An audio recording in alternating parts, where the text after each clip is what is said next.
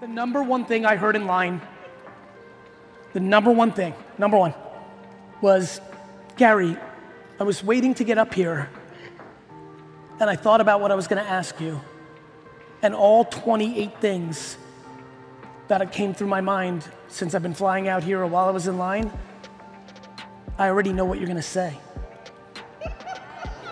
Right?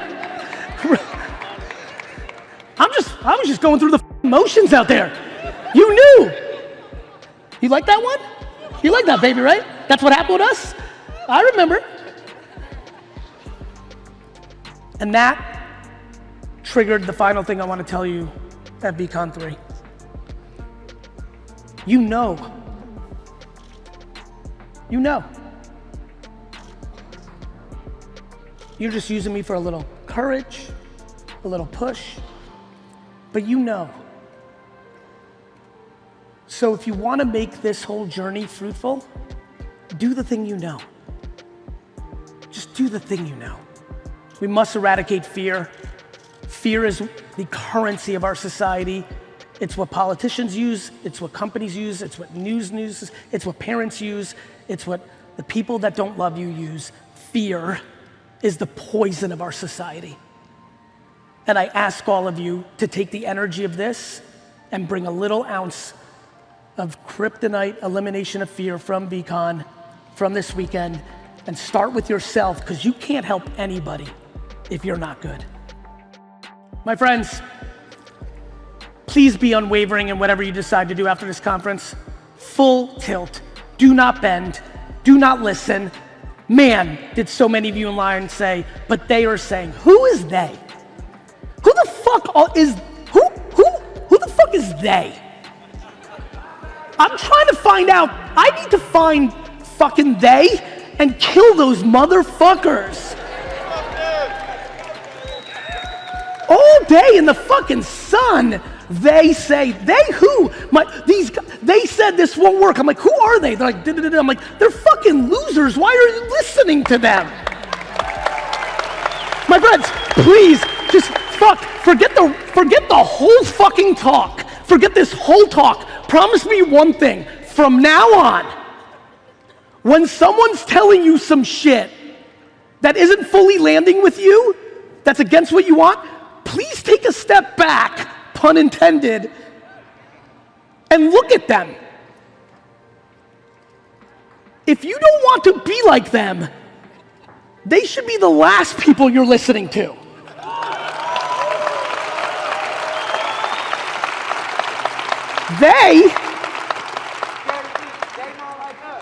They're not like us is right, bro.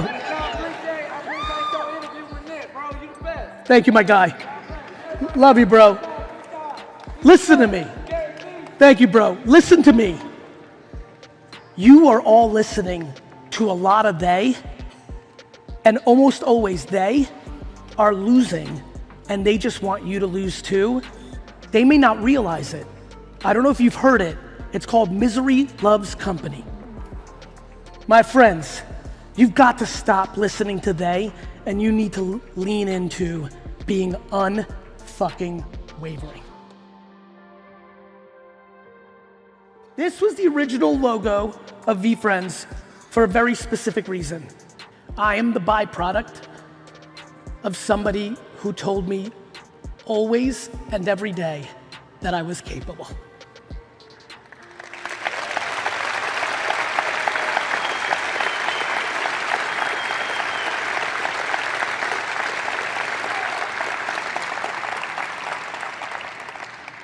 Tamara Vaynerchuk told me, he said, Sasha, you were not the one who told me that I was capable every day. Okay. My mother told me I was capable every day. She held me accountable for all the dumb shit I did.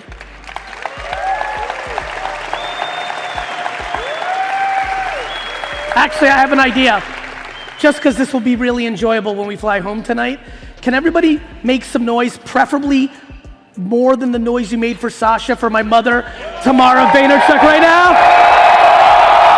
Everybody up, everybody up, everybody up, everybody up, everybody up, everybody up.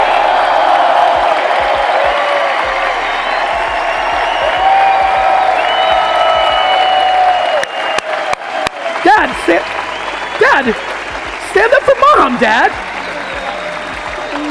No speech. So, the reason I wanted to make the Capable Caterpillar the logo was I had a very distinct vision for this brand when I started it, and I continue on that journey today, which was through a series of storytelling, digitally and physically, through all the things, many of now that you are seeing, with many more, because it's early, that we will achieve. I just really want this collective community to leave thinking they're capable. Most of you, some of you, unfortunately, my belief is that a majority of you are not byproducts of somebody that told you that you were capable every day. And my guilt and gratitude that I lucked out in having somebody who did motivates me like a fucking monster to do it for everybody else.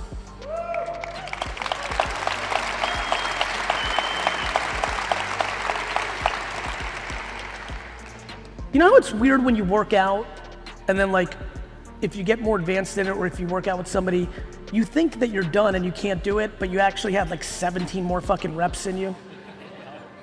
I think about that shit all the time. Or the cold plunge, you go in and like, you don't realize, but like your brain does something to protect you, this is the punchline, that it makes you get out way earlier than you're even remotely close to being in trouble.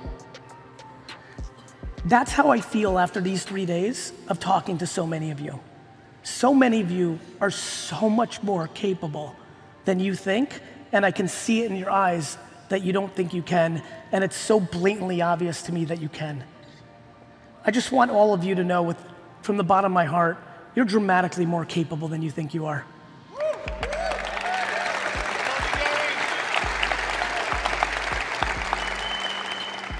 You could deal with breakups and job changes and crazy shit that you never thought you could. This is why I'm always sad when people are complaining about dumb shit. All of us in this room have incredible heartache in front of us. It's the story of life. And becoming comfortable with being uncomfortable and then leading into gratitude in your darkest moments is an incredibly important framework. And so I just hope that you get to fall in love with the Capable Caterpillar as much as I am.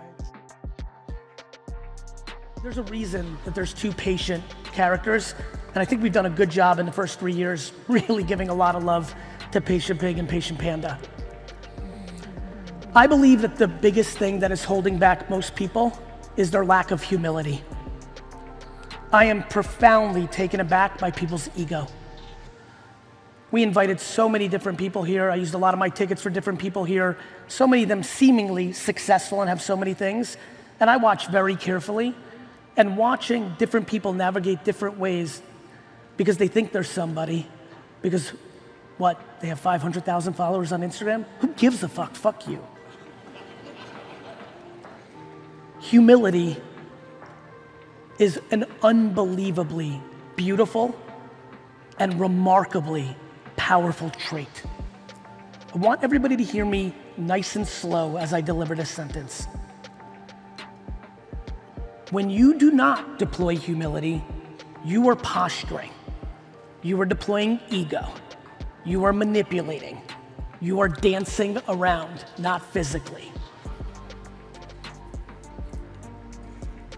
When you do that, especially if you're good at it, you can usually trick 50, 60, maybe even 90% of the people.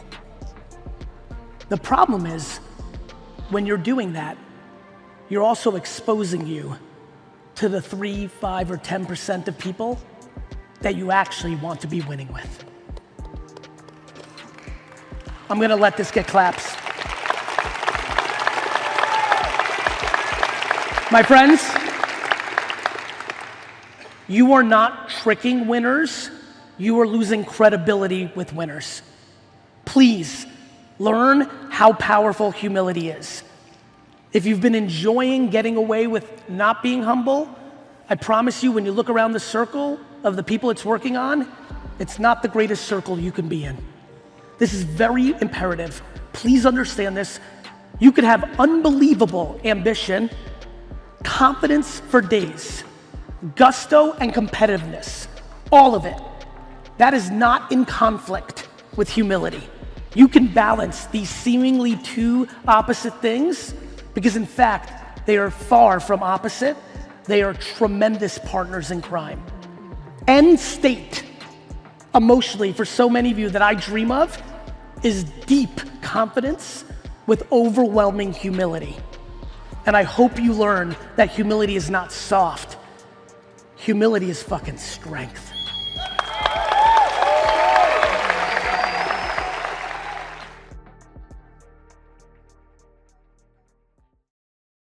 I got so fortunate because when you're a child, school and sports are so much of your life and your family life, right? And so I'm growing up in an immigrant family. So to begin with, that's gonna be less cush than a lot of people. You're just living a different life. Then in school, long before I got into 10th grade Spanish, 11th grade Spanish 1, because I failed German freshman and sophomore year, and Senorita Kennedy saved my life. Long before that happened, 7 years before that happened, 4th grade was when I kind of transitioned from getting good grades to bad grades. And so this will make sense for everybody. School is a big factor in your life as a child. Your self-esteem is very wrapped up to what's going on in school. And so in 4th grade is when I started to get bad grades. And you know, when you're getting bad grades, report card after report card, and your teachers are disappointed in you and this kind of stuff, you're learning how to be resilient. You've got grown-ups, and first it starts with your teachers, because they can see it. And I got so fortunate that I had a mother who made consequences. I was grounded for my report cards, but I never felt that my self-worth or who I was gonna become was based on my grades. That was a fine line talk about walking the middle, that's what my mom did brilliantly. I got bad grades, but I got grounded. There was consequences, but I never had my self-esteem wrapped up in it. So I was dealing with adversity very early on because not only are your teachers, and this is the 80s, so some of those teachers were not very politically correct in telling me what they thought about my future. And then you have your friends' parents who know that you're a bad student. And so they've got judgment on you. So basically, grown-ups are looking at me like I don't know if everybody remembers, for some reason, which is crazy because they actually make a lot of money, but in the 80s, everybody loved to say, you're gonna be a garbage man, you know, and that was like the thing. And like, you know, I was feeling that, and then I was, again, playing a lot of sports. And ironically, 4th grade's a good year for me because up to 4th grade, I was dominant in sports because we were very gifted, the Vaynerchuk boys, with hand-eye coordination. We're good at that. The problem is somewhere around 4th grade is when size, speed, and athleticism becomes part of the equation. And so starting up until 4th grade, I was like one of the best players on my baseball team. It was going really great. And then all of a sudden there was a shift where other variables came into play and now I'm losing, so I'm dealing with that every day. Ironically, I think it's why I fell in love with business. So I'm losing in school, I'm losing more often in sports, but when I sell baseball cards or when I sell lemonade or when I have a garage sale, I'm getting positive reinforcement from the customer. The market was giving me positive affirmation. And my mom was giving me positive affirmation to who I was as a person. And so I think when I look back and try to analyze it, I feel like the two things I became, a businessman and a nice guy, was very, very grounded in those formative years where those were the areas I was getting positive reinforcement on. We're among friends here, right? Yep. Which is your favorite character? That's good. How many people by show of hands have more than one child? Raise your hand. Who's your favorite kid? I know the answer from my mom and dad, but I think, I think for V-Friends, it ebbs and flows. I will say this, I'm obsessed with Accountable Ant. I haven't really developed him yet. I'm kind of saving him for a project I'm working on.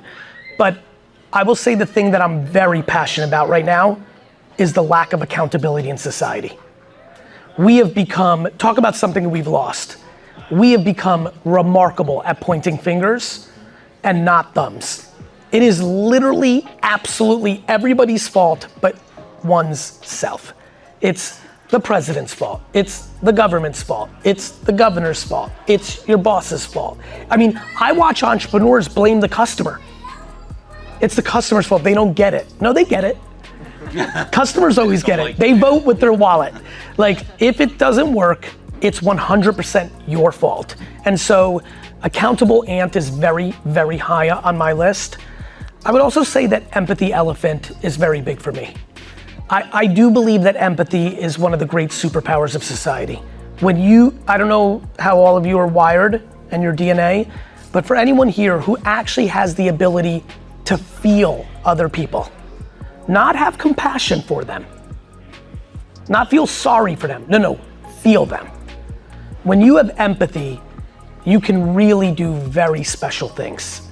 You know, for me, empathy allowed me to be very caring, and I like that. I like being a good friend and a brother and all that, but more importantly, or actually far less importantly, but in hindsight, what I didn't realize was empathy also allowed me to be such a good salesman. It's very easy to sell when you know what they're gonna say yes to. But doesn't it make it a little bit of a challenge in business where you're competing against the liquor store down the road, you know? Yeah, I mean, look, I think that comes into perspective. Now we're talking about perspective pigeon. You know, I think perspective matters. You know, it's fun to have my dad here. I think about the liquor store down the road. Like, him and I have a ton of similarities. Even though I love to like razz and say I'm like mom, like my dad, as I've gotten older, I realize how much DNA I have from my dad, but we are very different when it comes to competition. We see it differently. I'm very competitive, just like my dad. I just believe that the world is abundant. I believe that when you're talented, nobody stops you. I've never felt that any liquor store in New Jersey or any advertising agency in the world or any other personality that makes content or any other intellectual property that's being built right now, I don't think any of them are taking my customers. I think I'm good enough to get as much as I need. And I do believe the world is abundant. And so I love competing, but I'm incredibly not fixated or concerned about competition because I think it's a complete irrelevant from someone who's capable of executing. Nobody has ever stopped me but myself. Entrepreneurship is such a wild craft. Learning about I'm so fortunate in my life right now, I get to go to some of the greatest universities in the world and speak to entrepreneur class, and I look at the curriculum, I speak to the professors, and it's very challenging. Going to school to be an entrepreneur is like going to school to be a basketball player. You need to be on the court to be a basketball player. Entrepreneurship is taught in the trenches of the act of building businesses. You can learn principles, but I don't think anyone's confused. You can learn the principles of running a business through ChatGPT in full detail in 2 seconds. The reason I was jumping in, I just want everyone to hear this. My historic push on college was twofold. To your point, there's certain crafts that needed it less, like what the world I was in. But second, taking on extraordinary amounts of debt that had no correlation to getting an outcome was what I was yelling about 15, 10, 12 years ago. And I took a ton of heat for it. Most of the emails I would get would be parents yelling at me because they overheard me with their kid watching the video and they were upset. In this last decade, it is crazy to watch the repositioning of how we all as parents think about. There was shame for parents if their child didn't go to college. That's what was sending everyone to college. And then I got fortunate. I had parents that created a life for themselves and were willing to pay for it. What about the parents that were shaming their kids to go to college and making them take on the debt for something that was never gonna do anything for them? My argument was like, we need to talk about this. Honestly, the reason I don't really talk about it anymore is I think the world has figured this out in a much bigger way. And I meet parents all the time at airports and events and things like this where I can see it. They're not just giving me lip service because they think I'm cool. They're open to their child not going to college because we are starting to learn that there is not a direct correlation and the cost has gotten so extreme. And this is also, my other point was when we were growing up, there was no internet. Not only is there the internet, which has ungodly amounts of actual information, but this AI thing is real. Artificial intelligence is one of the most profound technologies in the history of time. The little ones in here right now, do you remember the yellow pages? And then we grew up, a lot of us, in the Google era. Google search, Mona, my fiance, is using ChatGPT multiple times instead of Google now. My brother AJ doesn't even use Google anymore. fully ChatGPT, and it works better. Like if you know how to be, you gotta learn how to use it. I'm sure some of you remember, I myself remember, when search engines first came out, you had to like learn how to use it well, you know? And so the world's, like asking children to memorize information and regurgitate it on a blank piece of paper, what are we doing? That's not gonna cut it. And so, especially if we're pounding them with debt. And the debt part was always my part, because I was always close to 20 and 30-year-olds and could see how much it was killing them. Killing them.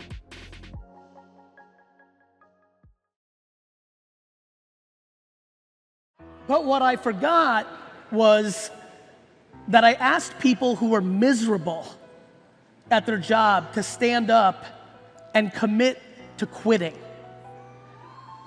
And I was so emotionally taken aback by how many of you told me in line, and it was just a half a dozen, but fuck, 6 people who told me, many more I know did it, that you did that you did the hardest thing.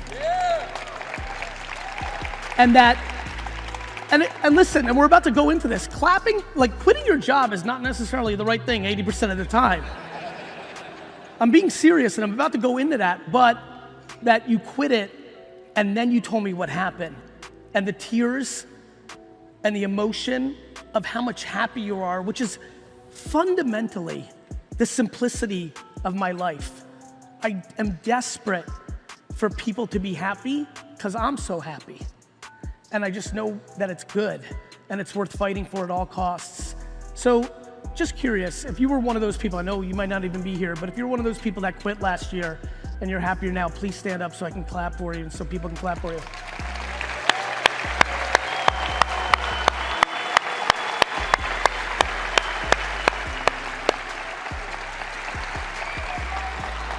So now, lights, you're doing a great job. By the way, anybody who's contemplating missing fucking T-Pain, you're out of your fucking mind. So I don't wanna see on Twitter like, oh, we went to dinner in between your keynote, Gary, and we missed T-Pain. Do not fucking miss T-fucking-Pain. Do you understand?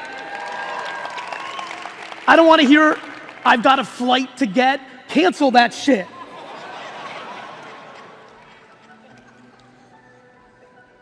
I ask, lights on right now before I go into the talk, if I may ask, and it's very hard to be vulnerable in public, but I ask that you do it. How many people here professionally are unhappy with what they're doing for a living? Please stand up.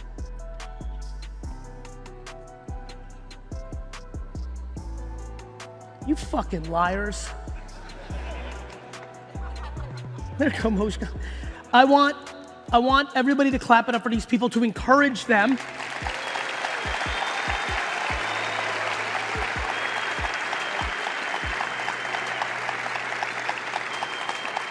You could sit, because the amount of time that we spend at work is staggering. When you take out the hours of sleep, it becomes astonishing how much it takes up our entire lives. The concept of doing something that's killing you inside, especially for it to pay for your lifestyle when you don't have the humility to take a step backwards in your lifestyle to unlock your happiness, is one of the great mistakes of humanity. And I hope that what we talk about here may unlock some of that happiness. I won't even go as personal into the next realm of how many of you are unhappy in your personal life with your relationships, because I think it's maybe a question too far to have people stand up, especially if you're sitting with that person in the crowd. Shit can get weird at VCon, but I beg, it's the word that comes to mind. I beg for all of you to understand that the number one thing worth fighting for is to be happy. One thing that absolutely was obvious to me and has been one of the core strengths of my life is how much adaptability I have. It is no question one of the foundational elements of my professional career. I love, and by the way, let's give a big shout out to Sasha. Dad, stand up.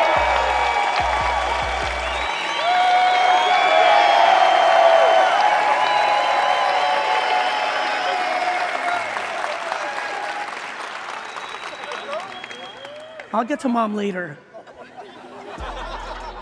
You always yell at me that mom gets so much credit. I try to give you a moment, and you're like, what about mom? Impossible to please. Adaptability. Not to put my father on the spot, because he has so many qualities that I think are dramatically stronger than I, but one of the things that I remember very early in my career was I thought and continue to believe that changing your mind is huge. My dad took a very interesting take on making decisions. He actually, in my mind, blended two things. He's so incredibly honorable and loyal that he sometimes confused that, in one man's point of view, of meaning that you say something or you do something and then you do it for life. A kid told me in line that he doesn't want to quit this job that's killing him because he wants to be loyal to his employees, that his coworkers. That's unbelievably admirable, but it's also something that he will regret his whole life in his 80s and 90s. Adaptability is the single core strength that can lead to happiness because it means that you're not scared. All I heard for 3 days in one size or shape or angle was fear. All I heard for 3 days was fear. Different versions of it in different packages. And the reason that most of you are not adaptable is because you're scared of the outcome. This is very important. It's as important as me telling my friend Glenn to shut up because Victoria's trying to listen and you're bugging the shit out of her. That's me being adaptable in the middle of the keynote. You see what I did? That's adaptability. I'm really focused, but I'm worried about Victoria right now. And so I adapted in real time. And so I'm telling you, the adaptability that so many of you lack, the inability to change your mind or change, is completely, almost always predicated on your fear of the judgment of people around you on your adjustment. So many of you, because of the way Web3 has navigated over the last 3 years, made outlandishly humongous statements to your friend network and your relatives 3 years ago. For almost all of you, that has not panned out. People were early, and people forget. People remember what they want to remember. This is a long process to build anything. Anything meaningful takes tons of time. Adaptability is the drug that can get you through it when you're going through your ups and downs. Adaptability is an incredibly big word. It matters a lot, but it's very hard to be adaptable if you are grounded in fear. The question is, what are you so scared of? One of the reasons I talk so much about swimming and bike riding and having your first kiss is because it's a connective thing that all of us went through. Some were more scared of it than others. But once you got over the hump, you weren't scared. So many of you asked me how. Whatever it was, you said how. And I said, in the great words of Allen Iverson, practice. The way you get shit done is by actually doing it. The amount of time spent in this collective room at this conference of contemplating a decision was staggering. When what you're trying to achieve was met with just the action of just fucking doing it. The problem is, you're crippled to do it because you fear the ramifications emotionally. That is something I'm desperately trying to unlock, and I hope that many more of you can achieve. Please fall in love with adaptability.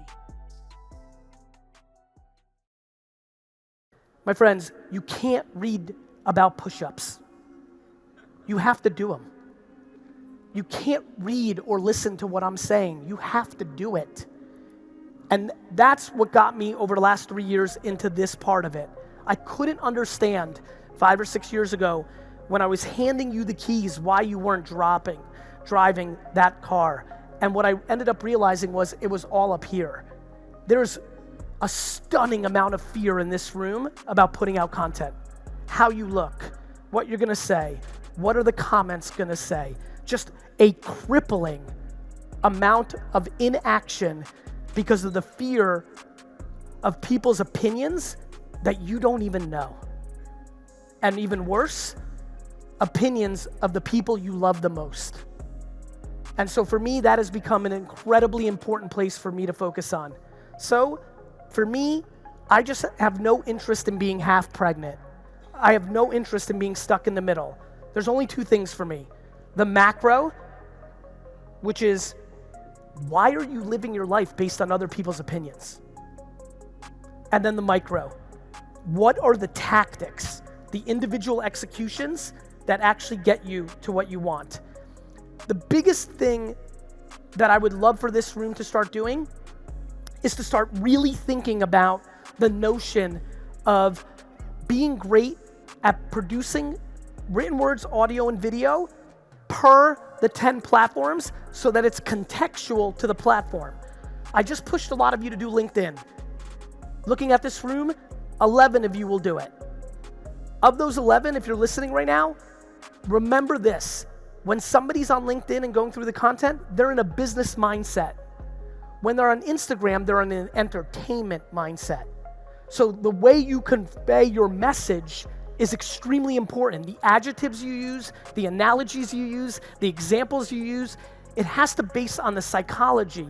Every one of us is in a different place when we're on different platforms. You have to pander, you have to be contextual to that. So whatever you have to say about what you're doing, make sure you're being empathetic and strategic to how they're thinking when they see it. That is why I do well on each platform. I strategize around the content in reverse engineering, the psychology, in the same way that I'm trying to do that as I'm on this stage right now. What, for an audience that has so much content that they've consumed from me, can I say right now? It's why I took 40 minutes and switched it, because you can hear this shit every fucking day because I'm consistent as fuck. But what I get to do right now is use the Q&A to be contextual as shit. You just have to start with, what else can I give you within the framework of my ecosystem?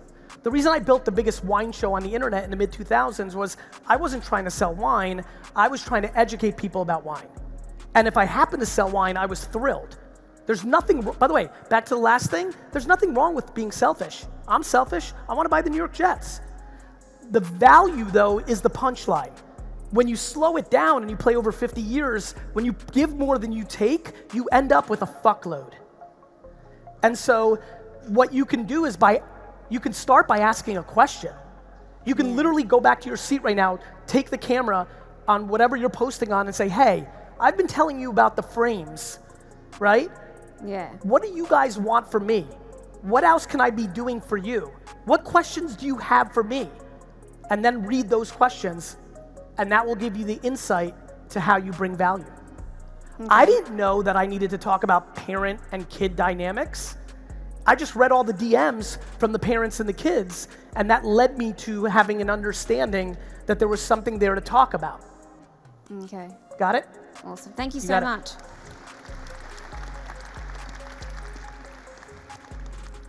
Gary, Ash Kerwin, how do you disagree with the status quo by raising your audience's heart math without seeming like a know-it-all, a heckler, or a troll? By ending up being right. Correct. Thank you for everything You're you welcome. do, mate. And that's the punchline, right? To that answer, like, so many of the things I say at first are pushed against, which I respect. When you're innovating, mate, and pushing against the status quo, people are gonna disagree with you. That's the nature of it. I don't think that I deserve to be right. I just know that if I am right, over time it builds reputation. I get away with a lot more today than I did 15 years ago because of being historically correct. Hey. G'day, Gary. G'day. My name's Ethan. I'm 19, I'm a uni student at the moment, and I've been following you for years now. I love all the stuff you're doing with your Cloud and Dirt, your Empathy Wine, VaynerMedia, all the stuff. I love how you like diversification really with your portfolio. My question really was, at this point, I know I'm young and patience is key.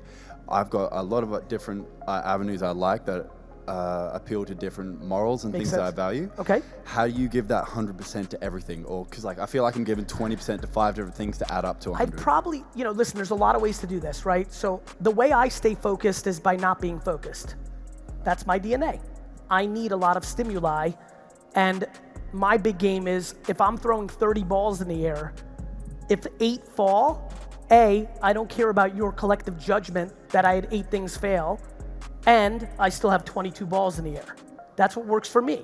I have tons of people I surround myself who are only good at having 1 ball, and they crush that ball like crazy, and that's amazing too. What I would say for you is you can play both. You can try to go 5 times 20%, see what that does. Okay. You may learn during that time that you actually love number 4 and you decide to give that 80% and the others 5. Yeah. Okay. Well, I'm just thinking at that point, 100, I always got the fear of like, if I go 100%, I'm gonna fuck up. And then you've answered the question before. You know where it's an issue? Yeah. You're thinking. Yeah, I overthink. Bro, everybody overthinks. Everybody's so fucking insecure about losing that they think, which makes them never do, which keeps them away from losing. True. Reverse it and don't give a fuck about what people think about your loss, and shit gets real fun. I love fucking losing. I do, laughy guy. You're part of a generation that was protected from losing. You need to break the fuck out of it. Okay. By recognizing how sweet it is when you succeed on your own terms, how proud they'll be about you. Too many kids struggle with conflict with parents in the short term without realizing that parents always fall into line after you're successful. And by also having the humility that if you're wrong, to admit that you're wrong 20 years from now and adjust. You know what I mean? Like, yeah, listen, everybody at some level, whether they have good parents or bad parents, want to make their parents proud. It's a fucking inherent thing of coming out of somebody's body, right? It is. When I say don't listen to anybody and go quiet, I mean everybody, especially parents, spouses, siblings, especially. But here's the key. When you just said, Garyvee, I think you're the motherfucking man, where people get caught is they get too high on compliments and too low on insults. Nothing makes me happier than when I read my comments where one post is, Garyvee, you're just hot air, fuck you, right? And the next one's like, Gary, you're fucking Jesus, you walk on water. And I look at those two, and I'm like, this is why I'm gonna win. I can't hear either of them. Where so many of you are fucking up is you hear the cheering, but you're crippled by the booing. You're addicted to the cheering, but you don't want to hear the booing. I respect both equally, which means I can't hear either. Either you're gonna be right, or they're gonna be right. I feel the way you delivered your sentence that you're gonna be right. I think you need to limit how much you listen to them.